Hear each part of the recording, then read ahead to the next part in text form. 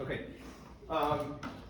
So, as I said in last class, the mechanisms that we use to explain the transformations we're looking at in this chapter are really different from the mechanisms that we've drawn out so far.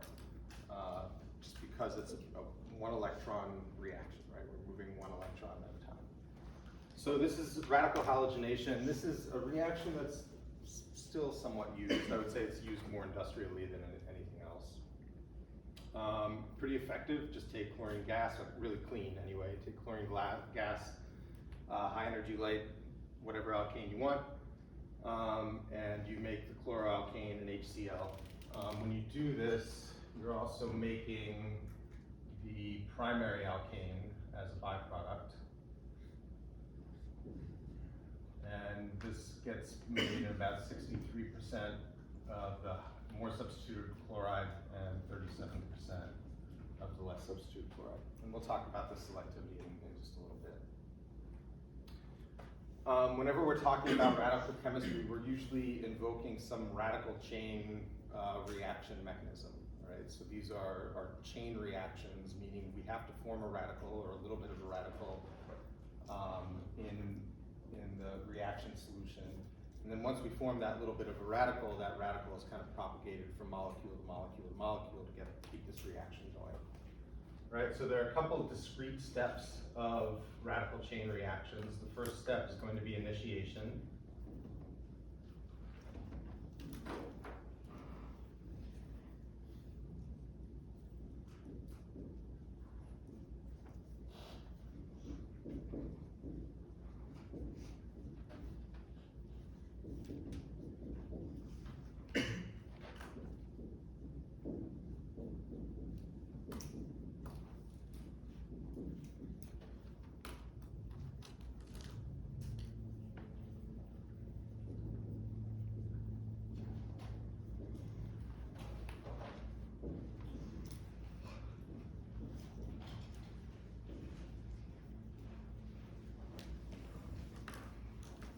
And all initiation is whenever you're forming a radical species from non-radical molecules.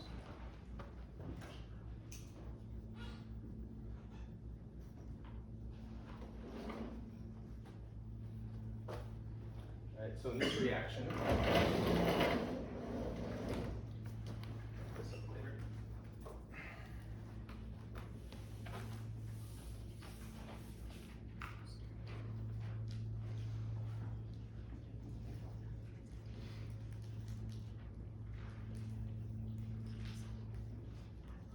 this reaction, the initiation step is going to be the homolytic cleavage of chlorine, molecular chlorine. Right? We're going to show this mechanistically by having one half arrow go one way, and another half arrow go the other way. Okay, and that's going to create two chlorine radicals.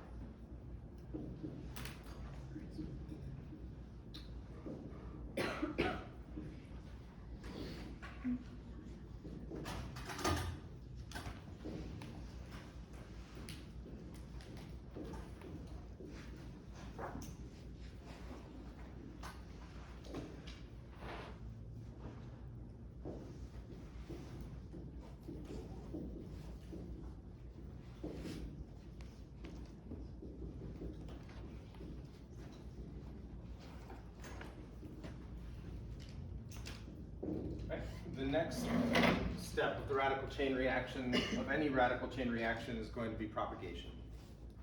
All right, and this is where we're taking an existing radical, reacting it with a non-radical molecule to create a new radical.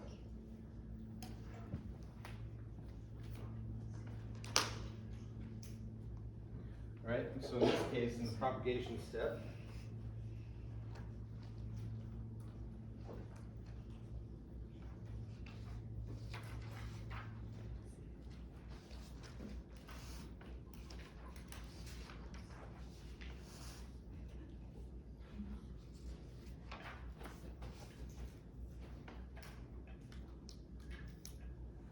you can see we're making HCl. How would we make HCl mechanistically? How would we make HCl from a chlorine radical in this molecule? Anybody know? Em? The electron from the chlorine goes to the hydrogen. Excellent. Right, so we're going to get an electron from the chlorine, go to the hydrogen, right? And then this sigma bond is going to break so that one electron makes gives the other electron to the chlorine to make that covalent bond, right? And then the second electron is going to sit on carbon. Okay, so if we wanted to draw all of our arrows, and my blue marker here.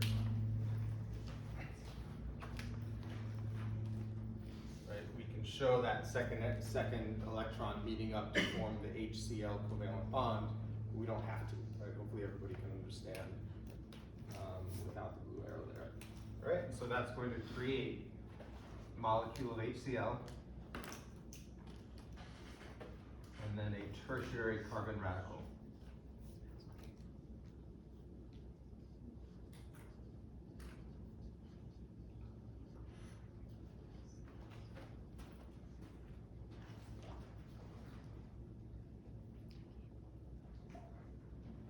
Okay, there's a second propagation step that we can draw for this reaction, where we're taking that tertiary radical that we just formed,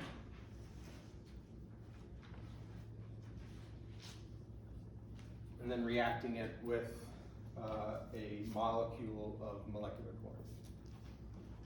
Right? So in this case, this is where we make our carbon-chlorine bond, and then reform a chlorine radical.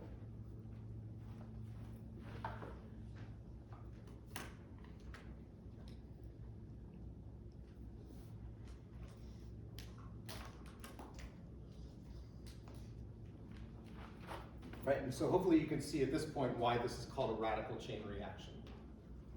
Okay, we form the chlorine radical abstracts the hydrogen, form HCl and the carbon radical, so we get our reactive carbon species that we can use to make a bond of chlorine, right? That reacts with molecule of chlorine, right, releasing a new chlorine radical, which can then just be used to propagate that chain reaction. Questions about this? Sydney? Yeah. So why would it react with the molecular chlorine in solution instead of the radical? It's based on concentration. So usually when you do this, it's not all molecules, all billion molecules or whatever of chlorine that are breaking apart, right? Whenever you do this reaction, only a small fraction will experience the homolytic cleavage. And you're typically not leaving the light on the whole time. Right? So you're producing a small concentration of the chlorine radical and then just keeping that reaction going. Question? Other questions? Okay. I can ask a question before that? Yeah. How do you only have one electron moving to make a bond with that one? What's that? How do you only have one electron moving to make that bond? It's implied. That second arrow is implied. Oh, okay. It's the Right, that's why I drew it in blue up here to show that you can use it, right, if you want to draw show where every electron is moving, right, but you assume that if you're taking this electron, pointing it to that hydrogen, you must be making a bond to that hydrogen, so one of those sigma electrons has to be contributing to that bond. Does that make sense? Other questions?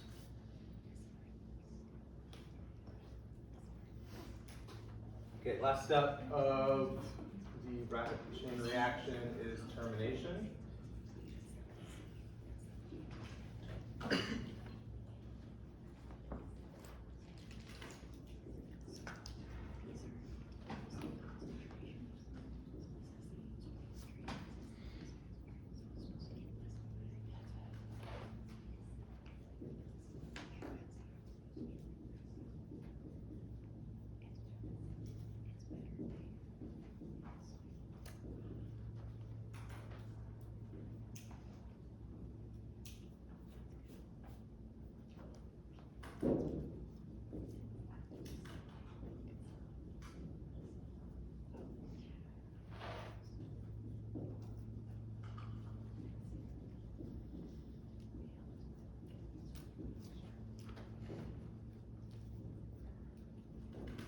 Right, null termination is when two radical species meet up to form a new non-radical molecule. Right, obviously this is going to decrease the amount of any radical species in the reactions.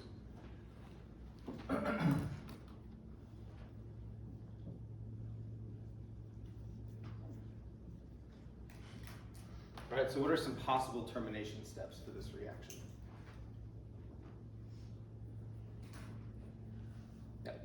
Chlorine to chlorine. Great, right, so we can get two chlorine radicals meeting up and reforming molecular chlorine.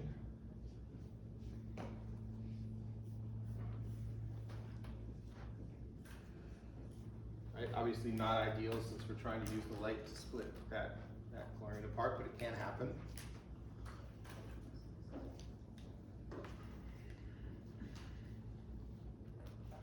Other possible termination steps?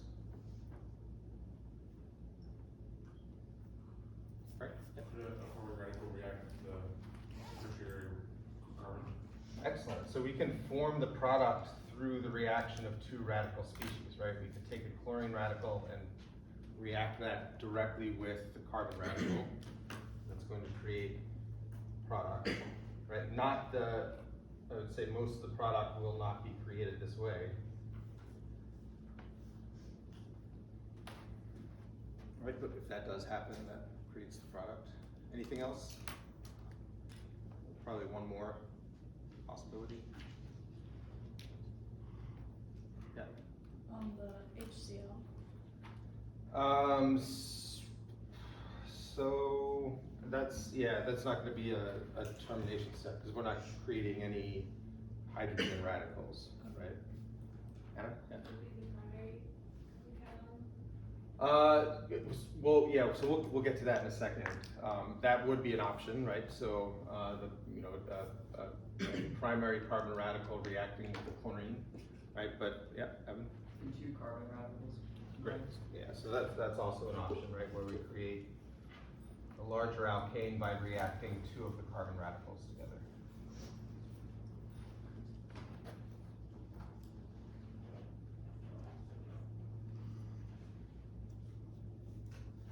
So those are all termination steps. Those are all steps that we try to avoid in the radical chain reaction, right? Because that's going to either slow down the reaction if the concentration drops low enough, or stops it completely if we get rid of all of the radicals in solution.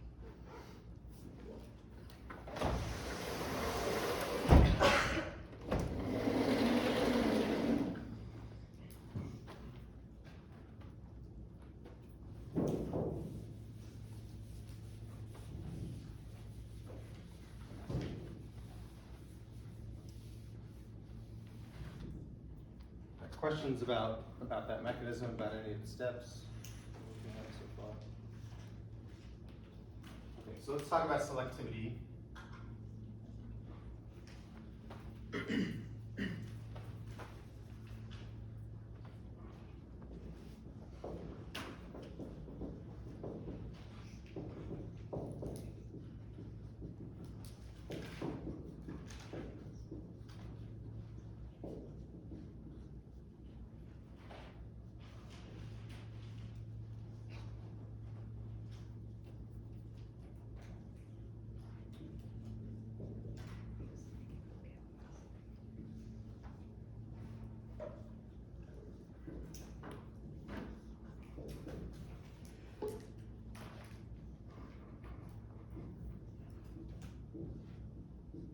Okay, so we see that whenever we do radical halogenation with chlorine, we get a distribution of 63% for the tertiary chloride,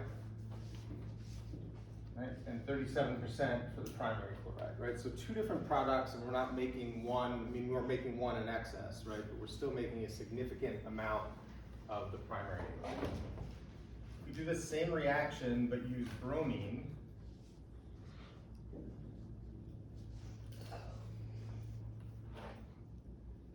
Get much better selectivity.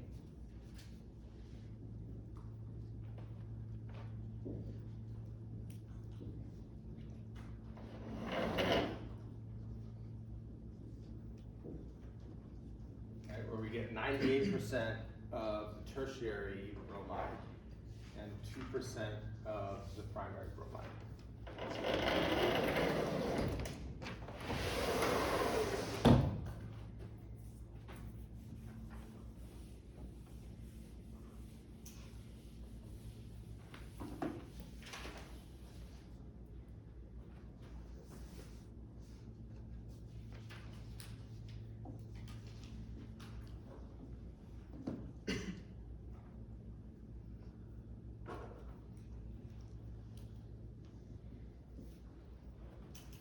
So the key step in these reactions is going to be the formation of the carbon radical.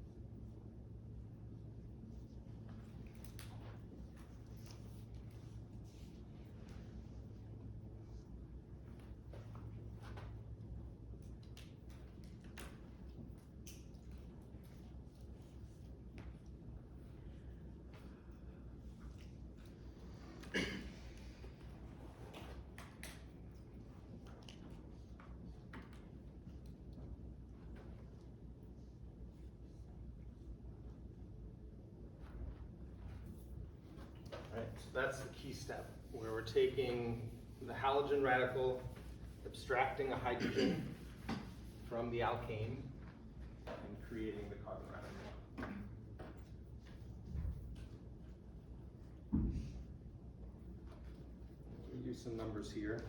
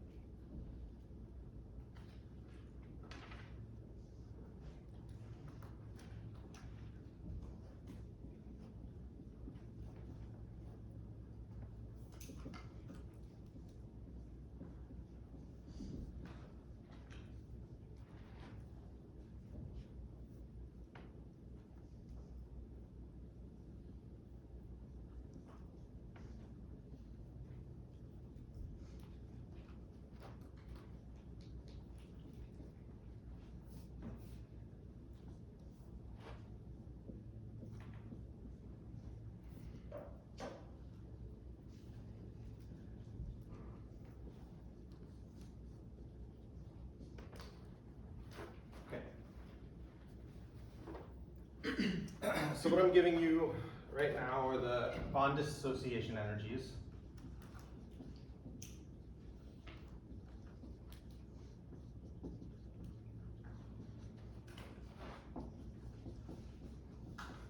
Of the bonds involved in these two steps, right? So I'm giving you the hydrogen chlorine bond strength, right? The hydrogen bromine bond strength, hydrogen carbon of a tertiary center, strength of that center, right? And then the primary hydrogen carbon bond strength. Right? With these numbers, I'm going to give you 5-10 minutes, right? Work with a group if you can, and see if you can figure out why one of these is more selective and one of them is less selective. Right? Think of this from an energy standpoint.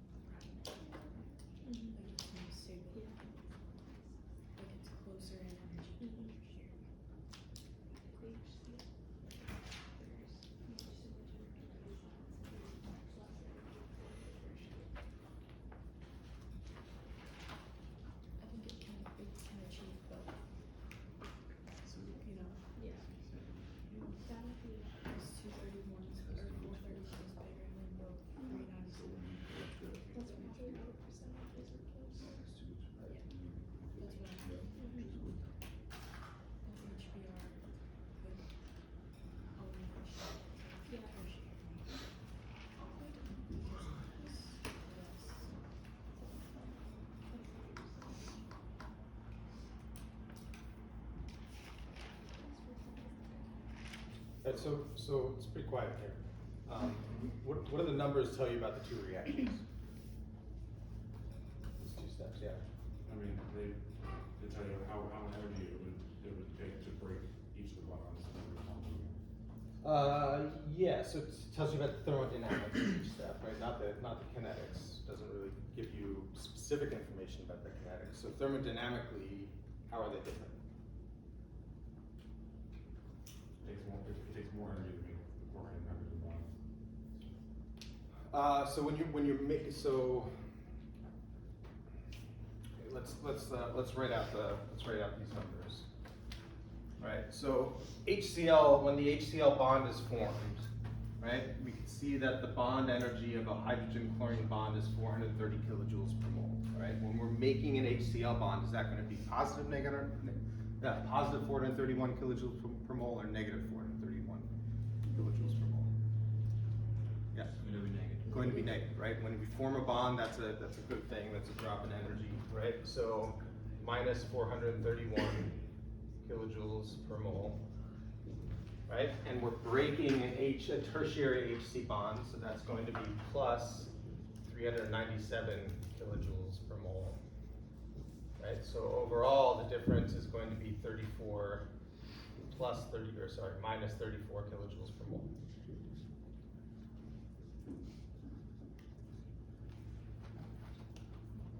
Right, we could do the same thing for the primary bond, right? So HCl is going to be the same energy, minus 431.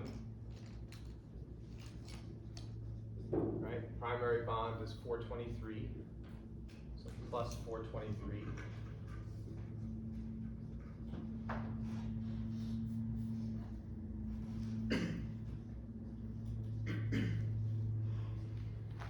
Right, and the difference there is negative 8 kilojoules per mole. Right, so what can you say overall about this step of the chlorination reaction?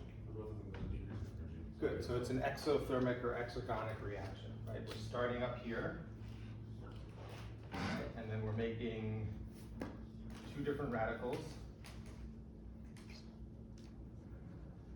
Tertiary radical will be lower in energy, primary radical will be higher in energy.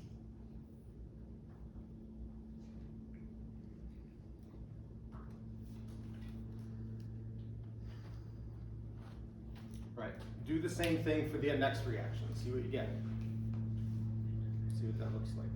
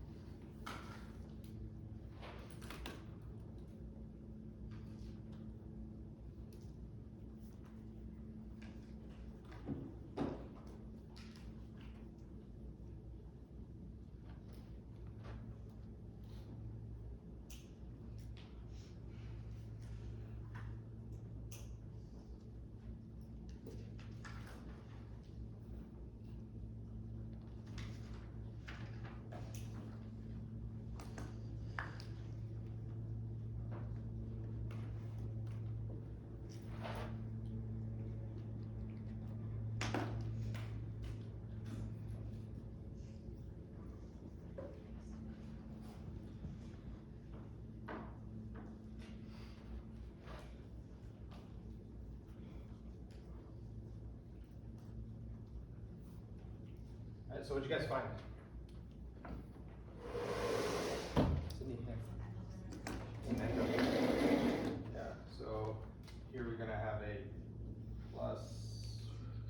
41 kilojoules per mole. And this is going to be a plus 57 kilojoules per mole. My math is right. Right, so these are going to be endothermic reactions. Right, and so when we look at the course of these reactions, we'll get the radical, well, let's do this. Start at the same place. End up here. There. Right, so again, primary radical is going to be higher in energy, tertiary radical is going to be lower in energy. We're starting here with Br dot and our alkane.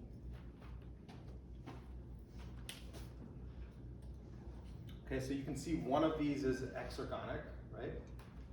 The chlorination. One of them is endergonic, right? And if we draw the lines in between the starting materials and the product, see what the kinetics are going to look like.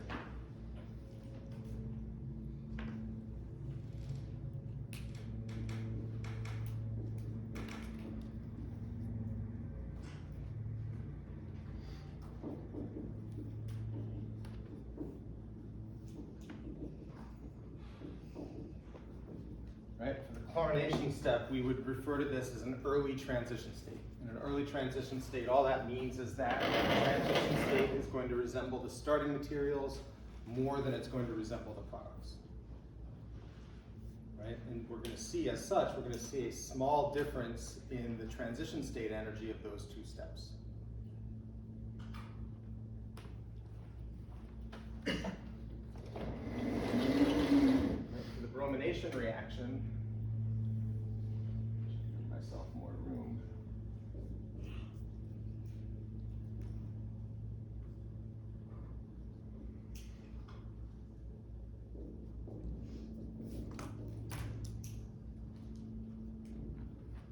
Right, for the bromination reaction,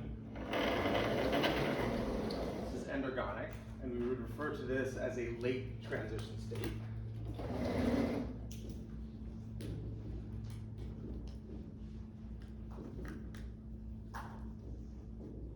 Right, and all that means, the late transition state is that transition state, right, the transition structures are going to resemble the products more than they're going to resemble the starting materials.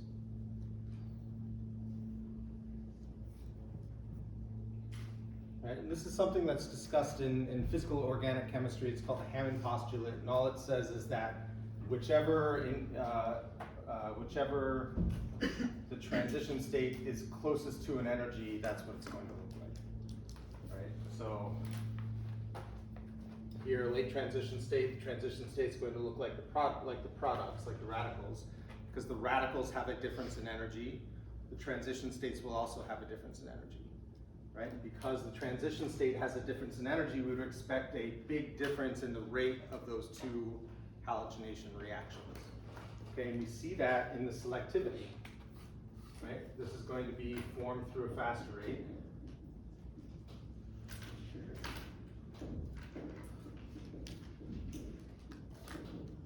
Right? And this is going to be formed through a slower reaction rate.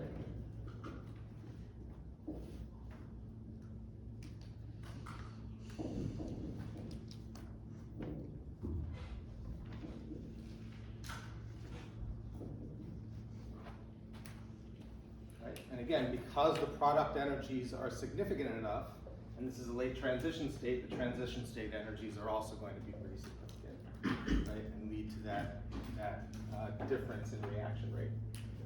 Right? For chlorination, because we have just a small difference in the rate of the two steps, because this is an early transition state, right? We would expect some selectivity, but not as good of selectivity, right? So we're getting more of the, the more stable radical being formed, right? But we're also getting a significant amount of the less stable radical form, because they're formed more or less through, not the same rate, but a similar rate, right? The tertiary radical is formed slightly faster, right? The primary radical in chlorination is formed slightly slower. Yeah. This might be a not relevant question, but does the percentage of how fast they form, does that relate to like whether they're exergonic or endogenic? It does, yeah. So the fact that this is an endergonic reaction gives it a late transition state, and makes the difference in the rates big. So that makes it form slower. That makes it, well, overall, these are gonna form slower. Both are gonna form more slowly overall than the chlorine. So in terms of overall reaction rate, chlorination will be faster than bromination, but it's also much less selective, right, because of that, right? Because those two processes are both, you know, somewhat fast, right? Here, one of them is so much faster than the other that we get that difference in rate. Yeah, right? So if you were to do the bromination reaction, I mean, I know it says 98%, 2%, but what is the actual yield on that? Is it small because the fact that it's, I've never done one of these, so I don't know. I'd have to look that up to give you some idea. I mean, to be honest, nobody's making terbutyl bromide through radical halogenation for yield anyway, right? So in terms of like understanding what forms better, why would we look at the rate rather than the thermodynamic activity?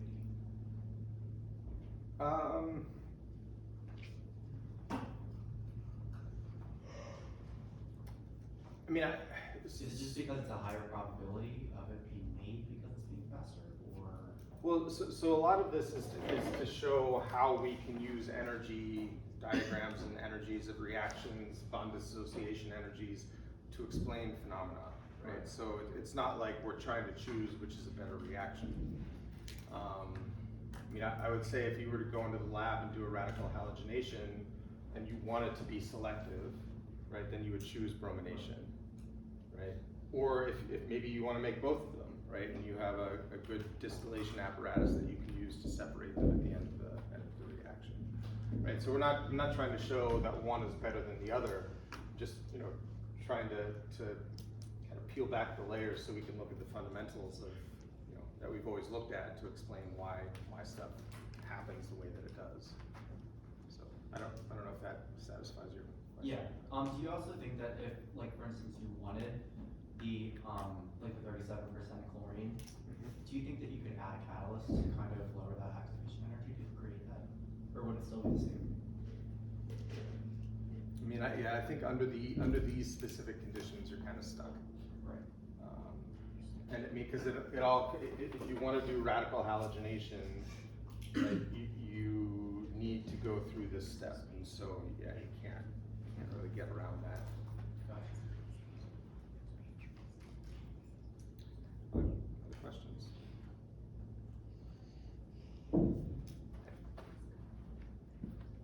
Is the clock right? it's 2 minutes left. 2 minutes.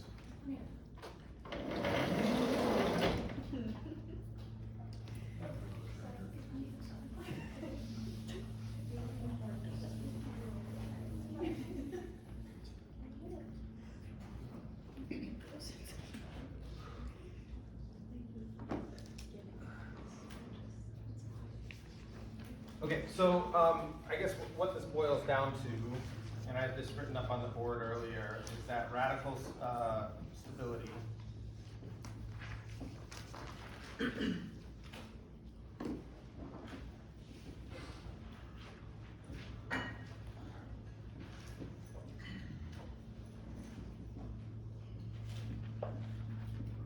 for a large part follows carbocation stability, right? So like carbocations are stabilized through hyperconjugation, radicals are also going to be stabilized through hyperconjugation. So what that means is that tertiary carbon radicals are going to be more stable than secondary, which are going to be more stable than primary, which will be more stable than methyl.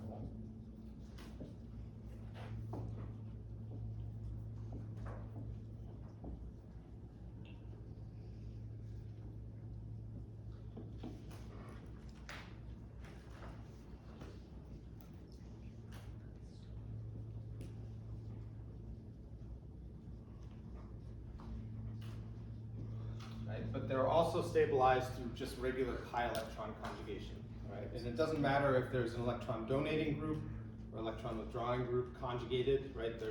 You're still going to have stabilization no matter the group, right? So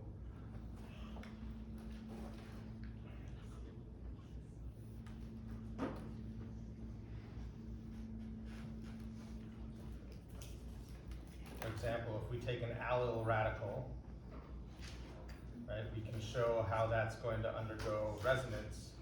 And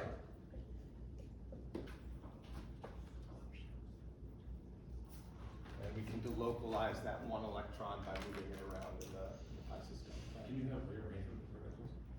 You can have radical rearrangement, yeah. I don't know if we'll have a chance to go over that, but.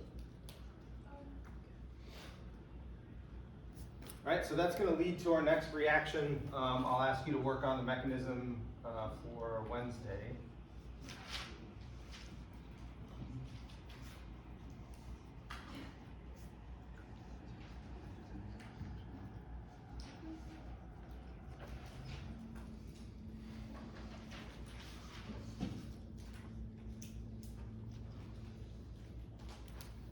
Alright, so if we take this cyclohexene, treat it with bromine, radiate it with high energy light, right, we're going to get a bromine substitution, and this we would refer to as allylic halogenation.